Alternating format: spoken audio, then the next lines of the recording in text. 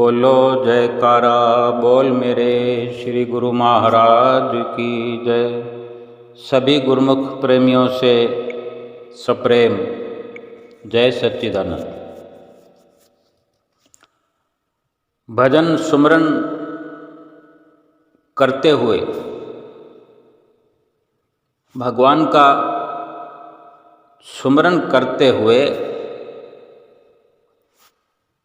अपने दिल में कोई सांसारिक ख्याल ना आए। अगर इस प्रकार सांसारिक ख्यालों को दिल में जगह देकर या सांसारिक ख्यालों को भीतर लेकर भजन अभ्यास में कोई बैठता है तो मन और सुरत उसके कामनाओं की धार से भीगे हुए रहते हैं। ये कामनाएं वासनाएं इनका जो स्थान है वो नीचे है, पिंड देश में है। और सुमरन भजन से ध्यान की गहराई से जीव को ऊपर की ओर उठना होता है, 10वें द्वार की ओर, और 10वें द्वार के भीतर प्रवेश करते हुए ऊपर के मंडलों में ब्रह्मांड की ओर, जो कि असल मंजिल है इंसान की, इस जीव की। और सुमरन भजन के लिए ऊपर ऊंचाइयों की ओर रूहानी इन मंजिलों को तय करने के लिए, मुकाम पर पहुंचने के लिए आत्मा की जो ये ऊंची उड़ान है, परमात्मा की ओर जाने वाली, परमात्मा की ओर पहुंचने की, परमात्मा की सत्ता के साथ जो आत्मा का मिलन होना है, वो ऊपर की ओर जाने में ही सफलता प्राप्त होगी। और इसके लिए जब तक गहरा शौक नहीं होगा, गहराई अपने भीतर की नहीं प्राप्त की जाएगी, यानी जब तक प्रभु के प्रेम में हम रंगे हुए नहीं होंगे।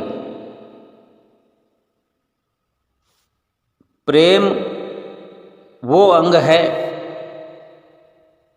कि प्रेम अंग लेकर भगवान के भजन में मुतवज्जह नहीं हुआ जाएगा, तब तक ये सूरत, ये तसव्वुर ऊपर के मंडलों की ओर नहीं पहुंच पाएगी और मन निर्मल नहीं होगा।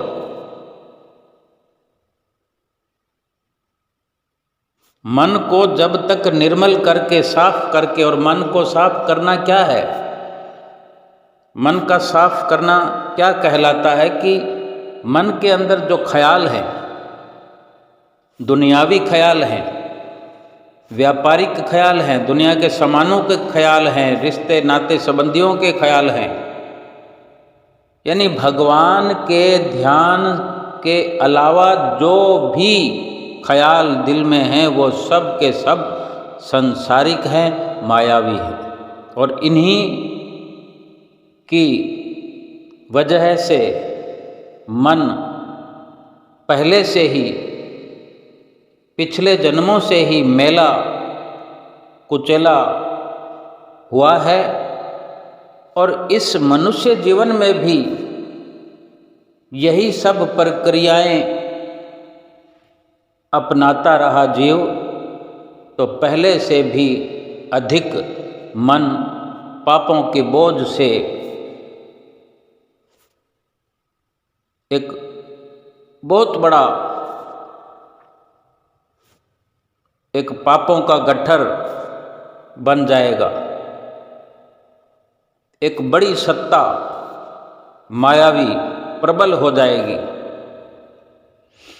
और इसी के चलते ये मनुष्य जीवन का जो लक्ष्य, अपनी रूह को, अपनी आत्मा को परमात्मा से मिलाने का जो है, ये लक्ष्य अधूरा हो जाएगा। क्यों कि लक्ष्य भ्रमित हुआ जीव मायावी कामों में,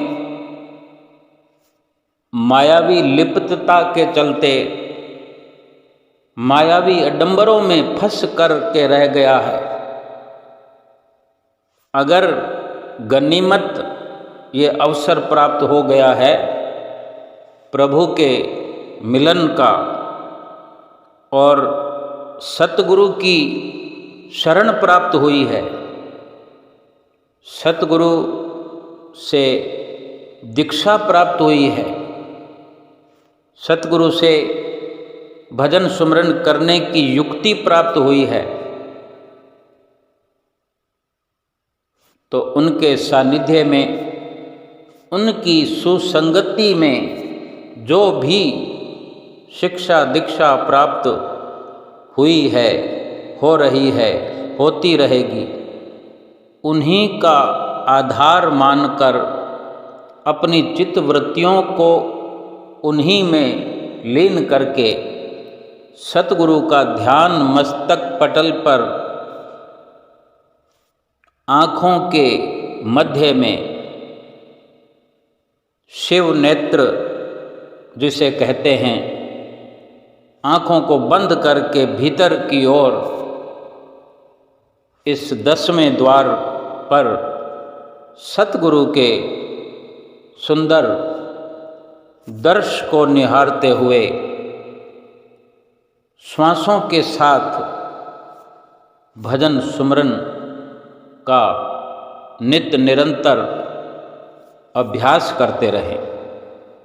धीरे धीरे आगे की ओर, ऊपर की ओर बढ़ते हुए अपने जो माया के जो विचार हैं इनको पीछे छोड़ते हुए, इनसे मुकाबला करते हुए, इनको पीछे छोड़ने का भरसक प्रयास करते हुए मन को धीरे धीरे धीरे खाली करते जाना है। मन को पाक साफ पवित्र करके मन प्रभु के सुमरन में लगता जाए, ध्यान की मजबूत अवस्था बनती जाए और ध्यान गहरा होता जाए। धीरे धीरे हमारे भीतर एक खुशी की लहर हर पल चलते हुए हमें प्रेरित करती रहे कि हमें नीचे के मंडलों की ओर, नीचे पिंड देश की ओर नहीं जा कर के लगातार ऊपर की ओर बढ़ते चले जाना है। श्वासों पर हमेशा भजन सुमरन करते वक्त अपना ध्यान, अपनी दृष्टि लगाकर रखना है कि किस प्रकार श्वासों की लड़ी नीचे से पिंड देश से ऊपर ब्रह्मांड देश की ओर श्वासों के साथ शब्द का लय हो रहा है। सुरत शब्द योग के चलते ये भजन सुमरन की कवायद चलती रहे। जब जब सुरत भटकने लगे, जब जब बाहरी मायावी ख्याल भीतर सुमरन के दखल अंदाजी करें, तो कभी आँख खोलकर और कभी बंद आँख में ही सतगुरु का ध्यान गहरा करते हुए सतगुरु से वैचारिक बातचीत करते हुए कुछ इस प्रकार अपने आप को लीन करते हुए, ताकि वो मायावी विचार, वो मायावी संकेत जो भजन सुमरन से हमें डगमगाने लगे हैं, गिराने लगे हैं, हमारी कोशिशों को नाकामयाब करने लगे हैं, वो सब के सब नाकाम होकर फिर एक बार पीछे छूट जाएं और हमारी भजन सुमरन की दौड़ जो है आगे की ओर प्रवृत्त होते हुए लगातार सफलता की राह पर बढ़ती रहे।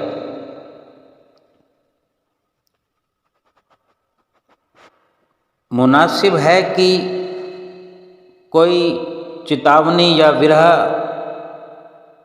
या प्रेम के शब्द का बड़ी पोथी सार वचन नज़म से होशियारी से पाठ करें। अगर ध्यान की गहराई की सफलता चाहिए और ये चाहते हैं कि भजन सुमरन में मन या मायावी विचार दखल अंदाजी न करें, तो अपने को दिन में या 24 घंटे में किसी भी समय सुंदर दोहे चौपाइयों का, सतगुरु की सुंदर सुंदर लीलाओं का स्वाध्याय करना चाहिए, सुंदर श्लोकों का,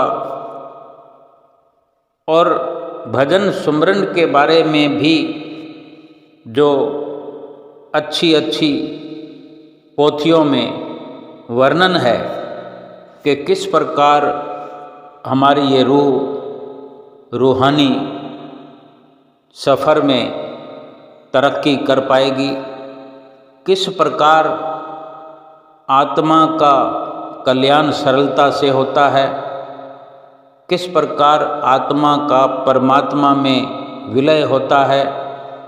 बहुत सारी हमारे सतगुरुदेव महाराज जी ने सुंदर सुंदर पोथियों का जो लिखकर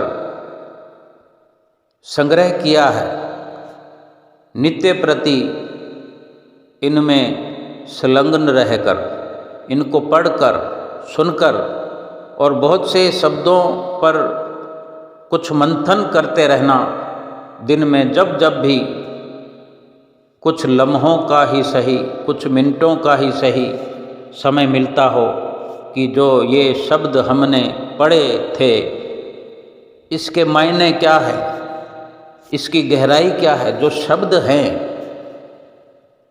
ये शब्द कुछ श्री भगवत गीता के हैं, कुछ श्री रामायण जी के हैं, श्री गुरुवाणी के हैं, और बहुत सी ऐसी पोथियां हैं जिनमें बड़े बड़े उच्च कोटि के संतों ने अपने मुख से अनुभवी वचनों को वर्णित किया हुआ है। उन्हीं वाणियों से, परम संतों के मुख से उचारी गई वाणियों से निर्मित ये सुंदर ग्रंथ, और यही सुंदर वाणियाँ हम अपनी जुबान से उच्चारण करके, अपने भीतर धारण करके, बाहर और भीतर इनका मंथन करें। आँखों से पढ़ते हुए इन शब्दों में कुछ टटोलते हुए इनको पढ़ें। साधारण प्रकार से पढ़ने से बेहतर है कि पढ़ते वक्त ही पैनी नज़रों से, गहराई की नज़रों से उन शब्दों को देखकर पढ़ते जाएं, कि पढ़ते हुए भी उन शब्दों में ध्यान गहरा होता जाए। अगर पढ़ते वक्त ध्यान गहरा होता है तो सुनते वक्त भी ध्यान गहरा होगा। और फिर जब ध्यान करने के लिए बैठेंगे बंद आँखों से, तब इन्हीं सुंदर संतों महापुरुषों के वचनों के आधार पर भीतर का ध्यान गहरा होने में बड़ी मदद मिलेगी और मन और मायावी विचार, ये सांसारिक कामनाएं, इच्छाएं भजन सुमरन के अंदर दखल अंदाजी नहीं कर पाएंगे और बड़ी सरलता से ध्यान की गहराई बढ़ती चली जाएगी और पूरा पूरा लाभ प्राप्त होगा। जिस लाभ के लिए योगी योगीश्वर योग करते हैं, तपी तपीश्वर तप करते हैं और इस प्रकार बड़े बड़े यज्ञ और लंबी लंबी सीमाओं के यज्ञ करने पर भी जो उपलब्धि हासिल नहीं होती, वो उपलब्धि इस ध्यान की गहराई से, सतगुरु के आशीर्वाद से, सतगुरु की बताई हुई युक्ति से और सतगुरु के बख्शे हुए नाम की कमाई करने से बड़ी आसानी से वो लाभ प्राप्त हो जाता है, जिसमें आत्मा का कल्याण निहित है, आत्मा की भलाई छिपी है, आत्मा का परमात्मा से मिलन हो। ये सारी सरलता इस प्रकार से जीव को प्राप्त हो सकती है और जीव का ये कर्तव्य है, हम गुरुमुख प्रेमियों का यही कर्तव्य है कि हम जिस प्रकार खाना खाते वक्त बेशक किसी प्रकार के भी ख्याल आते हों, किसी प्रकार से भी बैठते हों, लेकिन हमारा मकसद जो होता है केवल खाना खाते वक्त खाना खाना होता है। बेशक मोबाइल को भी देखते हैं, किसी से बात भी करनी पड़ती है, सब कुछ करना पड़ता है, लेकिन हम अपने लक्ष्य से चूकते नहीं हैं और पेट भरने का जो हम प्रयास कर रहे होते हैं, पेट भर कर ही उठते हैं और हमारा लक्ष्य पूरा हो जाता है। हमारे लक्ष्य पर अगर ध्यान होगा तो बाकी सब दूसरी जितनी भी बातें हैं, जितने भी ख्याल हैं, उनका कोई मकसद हल नहीं होगा। वो हमें खाना खाने से अगर नहीं रोक पाए तो समझो हम अपने लक्ष्य में पूरे पहुंच गए, अपने मुकाम पर पहुंचे। यानी हम खाना खाना चाहते थे, भूख मिटाना चाहते थे, पेट को शांत करना चाहते थे, हम अपने लक्ष्य में कामयाब हो गए। ऐसे ही जीवात्मा की भूख मिटाने का ही कार्य ये भगवान का भजन है, भजन सुमरन है, सत्संग है, क्योंकि इन्हीं से ही जीवात्मा की भूख मिटती है। जिस नाम को जिह्वा से हम रटते हैं, वो जिह्वा पर ही रटता रहेगा, उसकी रटन जिह्वा पर पड़ी रहेगी। जिस प्रकार खाना खाने के लिए जिह्वा पर खाना जा कर के दांतों के सहयोग से वो भीतर उसको प्रवेश करने के लिए दांतों का सहयोग लेना पड़ता है और फिर उसके बाद भीतर जब तक पेट में नहीं जाएगा खाना तो पेट की भूख नहीं मिटेगी। इसी प्रकार जीवात्मा की जो खुराक है भगवान का भजन, भगवान का सुमरन, भगवान का नाम, वो जुबान से उतना ही वर्णन होना चाहिए कि उसके साथ फिर उस नाम को कूट कर पीस कर जो सतगुरु के द्वारा बताई हुई युक्ति है वो भीतर जाकर के वो सब कार्रवाई करनी है। भीतर शांत चित्त एकाग्र मन होकर के मन की एकाग्रता को संपूर्ण तौर पर पहले सफलता की कसौटी पर कसना है। मन एकाग्र हो गया, फिर धीरे धीरे धीरे धीरे ध्यान एकाग्र होने लगेगा, भजन सुमरन में परिपक्वता आएगी, जिह्वा का हिलना बंद हो जाएगा,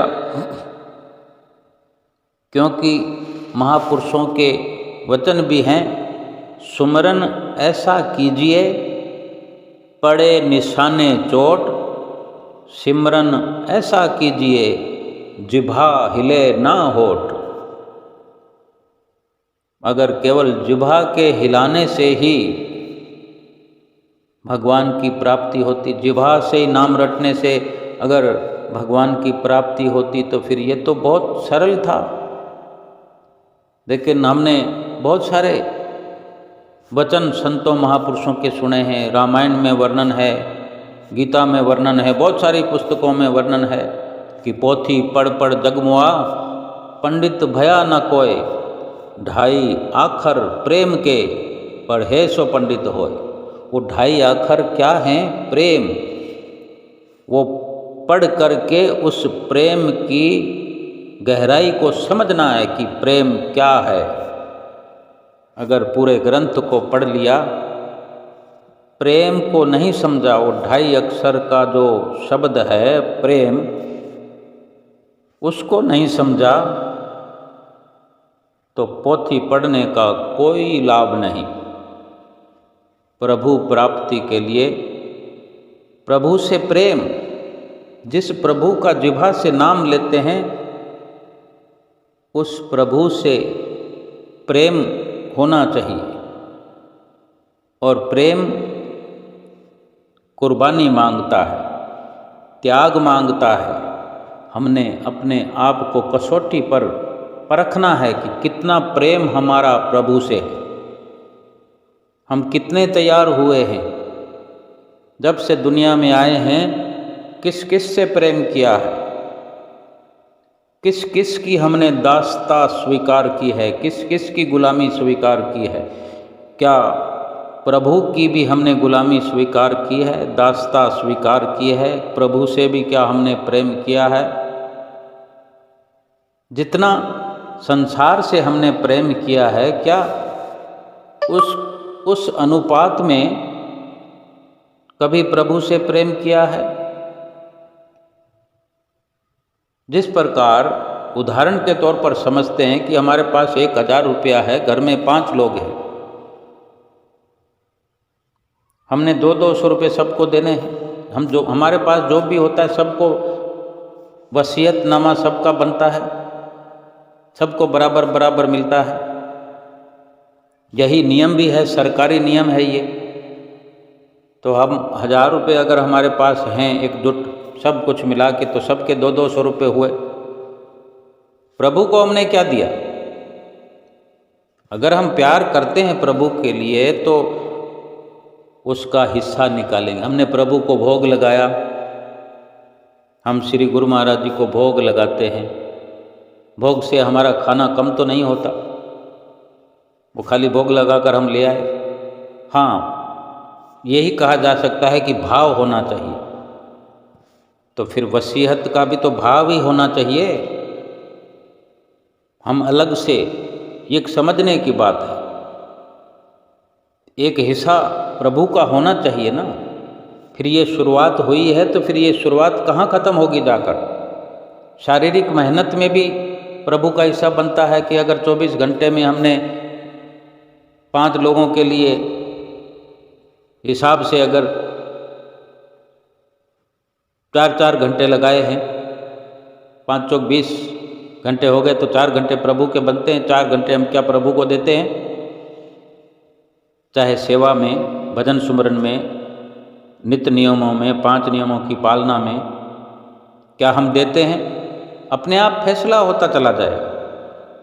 और रुपए में हम ये कुछ अपनी दलील न लगाएं कि भगवान को रुपयों की क्या ज़रूरत है, भगवान को सेवा की क्या ज़रूरत है। ज़रूरत है या नहीं है? हमें तो ज़रूरत है। यानी हम प्रेम संसार से करते हैं तो फिर प्रभु से किस तरीके से प्रेम करते हैं? हम कैसे जतलाएंगे कि हमारा प्रेम प्रभु से है? हम जिनके साथ रहते हैं उनके लिए हर संभव प्रयास करते हैं, दुख में, तकलीफ में अपना समय, अपना धन, मन सब कुछ लगाते हैं। तो प्रभु के लिए कब लगाते हैं? प्रभु के लिए हमने क्या व्यवस्था की है? केवल यही कि वहाँ प्रभु के मंदिर में आगे जाके खड़े हो जाते, चाहे घर में चाहे बाहर, कि मुझे प्रभु ऐसा कर दो, मुझे ऐसा कर दो, मुझे ऐसा वर दो, ऐसा वरदान दे दो, ये मिल जाए वो मिल जाए। क्या यही प्रेम है? ये तो मतलब परस्ती है। प्रेम के अंदर कुर्बानी होती है, प्रेम में त्याग होता है। क्या हमने अपने धन को अगर हम दे नहीं सकते तो वो धन कमाने वाला जो समय है वो समय दे सकते हैं? धन नहीं दे सकते हम। अगर देना चाहें तो बहुत सारे तरीके हैं प्रभु के नाम पर। प्रभु के, हमें तो सतगुरु की शरण प्राप्त है ना, हम सतगुरु के आगे अपना समर्पण करते हैं। जो कुछ भी हो, हर प्रकार की सुविधा है हमारे लिए। धन भी हम समर्पण कर सकते हैं, मन भी कर सकते हैं, तन भी कर सकते हैं। सब कुछ पवित्र हो जाता है। धन अर्पण करते हैं तो वो हमारा धन कहाँ कहाँ जा कर के परोपकारों में लगता है, हमें पता भी नहीं लगता। और हमारे कितने भारी से भारी पाप कटते चले जाते हैं। गुरुमुख प्रेमी जो कहते हैं कि हमारा जीवन आनंद है, मस्ती है, खुशी ही खुशी है, तो वो तभी है कि हमारा जो समर्पण भाव होता है, तन का, मन का, धन का, उसी से सतगुरु हमारा इस लोक में उद्धार कर रहे हैं, सुधार कर रहे हैं। ऐसे ही थोड़ी कहते हैं लोक सुखी परलोक सुहेले। लोक भी और परलोक सुखी हो जाएगा, परलोक सुहेला हो जाएगा। इसके मायने यही है कि जो तन मन धन हम अर्पित करते हैं, समर्पित करते हैं, उसी का सदुपयोग सतगुरु अपनी मौज से करते हैं और हमें जीवन में खुशियाँ प्रदान करते हैं। तन का सुख, मन का सुख, धन का सुख। धन के सुख में जो भी हम धन परोपकार के लिए सतगुरु को अर्पण करते हैं, वो सतगुरु अपनी मौज से उस धन को वापस रिप्लाई कहाँ पर किस प्रकार से कर देते हैं हमें पता भी नहीं लगता। जिसे कहते हैं कि बरकतें ही बरकतें आ रही हैं, कहाँ कितना खर्च होना है वो सब कुछ सतगुरु व्यवस्था करते हैं। हमारी जिह्वा शक्ति के अंदर पवित्रता आ जाती है, हमारे पैरों में पवित्रता आ जाती है, कहीं गलत रास्ते पर नहीं जाते। जहाँ जहाँ हमारे पापों की चुकता होना है हिसाब किताब, वो सतगुरु स्वयं बैठे बैठे कर देते हैं, क्योंकि हमारा समर्पण भाव है सतगुरु के चरणों में। नहीं तो हम देखते होंगे कि कहाँ इंसान बैठा होता है और कहाँ से कहाँ चलकर अपने पापों का बोझ हल्का करने के लिए, अपने पापों का भोग भोगने के लिए एक जगह से दूसरी जगह जाता है। रुपया भी खर्च करता है, तन भी खर्च करता है, मन भी खर्च करता है, मुश्किलों में खड़ा होता है, या यूँ समझे हम अस्पताल में खड़े होते हैं। जिंदगी और मौत की लड़ाइयाँ तक लड़नी पड़ती है, क्या कुछ खर्च नहीं करना पड़ता। तन मन धन सब लगता है। मन दुखी होता है, तन दुखी होता है, धन का व्यय होता है जो हम नहीं करना चाहते। लेकिन ये समय पर ही सतगुरु को धन की जरूरत नहीं है, तन की भी जरूरत नहीं है, मन की भी जरूरत नहीं है, जरूरत हमें है। लेकिन हम जब तक समझ नहीं पाएंगे, जब तक हम समझेंगे नहीं, इस प्रकार से लाभ प्राप्त नहीं कर सकते। धन जो हम परोपकार के लिए हम सतगुरु के चरणों में भेंट करते हैं, सतगुरु के चरणों में समर्पित करते हैं और करेंगे, उसका लाभ यही है कि जो धन कहीं हमारा नुकसान होने वाला होगा, उस नुकसान से हमें सतगुरु बचा देंगे। जहाँ 10,000 लगना होगा वहाँ 100 रुपये में बचा देंगे, हमें 10 में बचा देंगे। ये तो उनकी मौज है। हम प्रयास तो करें। हमारे 1 रुपये को वो चाहें तो 1000 बना देते हैं, लाख बना देते हैं, करोड़ भी बना देते हैं। हम श्रद्धा भाव से समर्पित तो करें। 1 रुपया ही काफ़ी है, लेकिन समय तो हमारे पास बहुत है। समय तो पूरा लगाया जा सकता है। 20 घंटे हम संसार को देते हैं, अपने शरीर को, और शरीर के निमित्त जो परिवार हैं, रिश्तेदार हैं, कुटुंब हैं, मित्र हैं, दुकानदारी हो गई, सब कुछ करने में लगाते। 4 घंटे भगवान को दे दें तो प्रेम साबित हो गया कि हमें भगवान से प्रेम है, क्योंकि हम भगवान का कहना मानते हैं। सतगुरु ही हमारे भगवान हैं। हम सतगुरु की रहनुमाई में हैं, सतगुरु के मार्गदर्शन में हैं। पूरा लाभ प्राप्त होगा ही होगा। हमें दिखने लगेगा कि हमारा लोक सुखी हो रहा है, तो निश्चित रूप से परलोक भी सुहेला साथ के साथ होता चला जा रहा है। उसके लिए कोई अलग कवायद नहीं है। इसी रूप में हमें महसूस होने लगेगा। सतगुरु से अगर प्रेम है तो भजन, सुमरन, ध्यान गहरे से गहरा होता चला जाएगा, क्योंकि हमने निर्धारित कर लिया है कि सतगुरु ही हमारे जीवन में हमारे सर्वे सर्वा हैं, हमारे मुखिया हैं, हमारे आधार हैं, हमारे रक्षा करने वाले हैं, लोक परलोक सुहेला करने वाले हैं। उनको सबसे पहले मुख्य बना कर रखें, फिर बाकी सब परिवार के। हमें किसी भी प्रकार से रोक टोक नहीं है कि हमें परिवार से दूरी बना के रखनी है, परिवार से बोलचाल नहीं करनी, परिवार से व्यवहार नहीं करना, बल्कि ये अवश्य ये हिदायत है कि सत्य बोलना है, सत्य व्यवहार करना है। ये हमारे भले के लिए है। जीवन को जीने के लिए झूठ बोलने का लाभ क्या है? झूठ बोलने की ज़रूरत क्या है? गलत कार्य करने की ज़रूरत क्या है? जब हम ही को भोगना है और दुख उठा कर भोगना है, दुख सहन कर के भोगना है, ऐसे काम की तो मनाही सतगुरु करेंगे ही, क्योंकि वो हमारा भला चाहते हैं और हमको भी उनकी हिदायतों को मानना ही चाहिए, क्योंकि हम भी अपना भला चाहते हैं। तो फिर क्यों झूठ बोलते हैं, क्यों चालाकियां करते हैं, कपट करते हैं, छल करते हैं? जो काम सत्य बोलने से होता है उसी को झूठ बोलकर करते हैं। हमने उसको सुविधाजनक बना लिया है। थोड़ी मुश्किल या परेशानी हो जाएगी तो कोई बात नहीं, लेकिन बाद में जो बहुत बढ़ चढ़ कर मुसीबत हो जाती है, उस मुसीबत से बचने के लिए पहले ही स्टेप पर थोड़ी सी मुसीबत का सामना कर लिया जाए और सदा सदा के लिए सहूलियत ही सहूलियत हो जाएगी, आसानी ही आसानी, सुख ही सुख भरपूर हो जाएगा। ये सतगुरु की हिदायतें हमें समझने के लिए है। गहराई से हर शब्द पर गहरा गोता लगाएं, हर शब्द की गहराई में जाएं। प्रेम की भी गहराई नापनी है। सतगुरु के समर्पण को भी समझना है। हम सतगुरु के पास जाने कितने बार जाते हैं, लेकिन समर्पण कब कर पाएंगे, इसके बारे में हमें सोचना चाहिए गहराई से कि हम कब सतगुरु के हो पाएंगे। सतगुरु ने हमें अपना बनाया हुआ है, तभी तो हमें नाम की दीक्षा दी है। नाम की दीक्षा से दीक्षित किया है, हमें अपना बना लिया है। हम कब उनको अपना बनाएंगे? और जिस वक़्त बड़ी सुदृढ़ता से, बड़ी समझ से हम कामयाब हो गए सतगुरु को अपना बनाने में, सतगुरु के साथ समर्पण भाव हो गया, सारे फर्क जब हम मिटा देंगे सतगुरु के आगे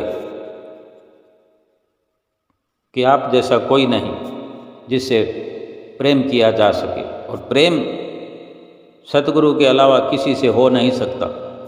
बेशक हम करते आए हैं संसार में, कोई हमारे प्रेम की कसौटी पर टिका है आज तक? कोई प्रेम की कसौटी पर हमारे खरा उतरा है? हम जैसा चाहते हैं वैसा रिप्लाई किसी ने किया है? थोड़ी थोड़ी देर में धोखा दे जाते हैं। जाने दुनिया में जब से आए थे आज तक कितनों ने धोखा दे दिया। माता पिता भी धोखा देकर चले गए। अगर हमें बीच मझधार में छोड़ गए तो ये धोखा ही है। माता पिता जैसा परोपकारी कोई नहीं है, लेकिन फिर भी कहीं ना कहीं छोड़ कर चले गए। क्या भगवान छोड़ सकते हैं हमें? हमारे सतगुरु जो स्वयं पार ब्रह्म परमेश्वर हैं, क्या वो छोड़ सकते हैं? जिसको अटल विश्वास है वो यही कहेगा कि वो छोड़ने के लिए आए ही नहीं। वो इस धराधाम पर अवतरित हुए हैं, अपना अनामी लोक, अपना सचखंड छोड़ करके इस मनुष्य रूप में अवतरित हुए हैं।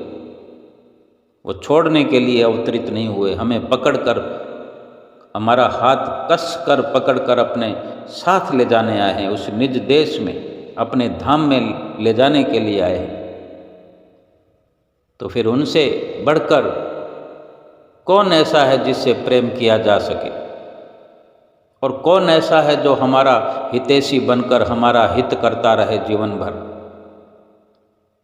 ये गुरमुख प्रेमियों के लिए समझने में कोई मुश्किल नहीं होगी कि किस प्रकार सतगुरु हमारी उंगली पकड़कर हमें भक्ति के मार्ग पर चला रहे हैं। हम अगर मन को पाक साफ करके अगर उनकी उंगली को थामे हुए या अपनी उंगली उनके हाथ में थमा करके केवल और केवल उन्हीं पे अटल विश्वास रख के, उनके बताए वचनों पर चल के, उनके वचनों की पालना करके, उनके बताए हुए 5 नियमों को अपना के, एक एक नियम को बड़ी गहराई से समझते हुए श्री आरती पूजा के ये हीरे और मोतियों का जो खजाना है, यही अपने हृदय के भीतर बसाना है। उन्होंने दे दिया है हमें। हम केवल चाहे तो जुबान से रटते रहें और चाहे तो रट रट करके अपने अंदर जमा करते रहें। और ये सेवा से हम अपने दिल के तार झनझना दें या केवल हाथ पैर हिला करके सेवा करके इतिश्री कर लें कि हो गई सेवा। सत्संग केवल बैठ करके खड़े हो जाएं, टाइम पास कर लें, सत्संग हो गया, या फिर सत्संग में जाकर सत्य का संग करना सीख कर आएं। दर्शन करके लौट आएं या दर्शनों को साथ अपने भीतर बसा करके रख लें। एक बार नहीं, बार बार दर्शन करके अपने भीतर बसाने की, भीतर एकत्र करने की एक होड़ लग जाए कि भीतर जो भी कचरा पट्टी है सब साफ हो जाए। और ऐसा ही ध्यान, भजन, सुमरन 2 घंटे नित्य निरंतर करते हुए अपने सतगुरु की पूरी प्रसन्नता प्राप्त करें। बोलो जयकारा बोल मेरे श्री गुरु महाराज की जय।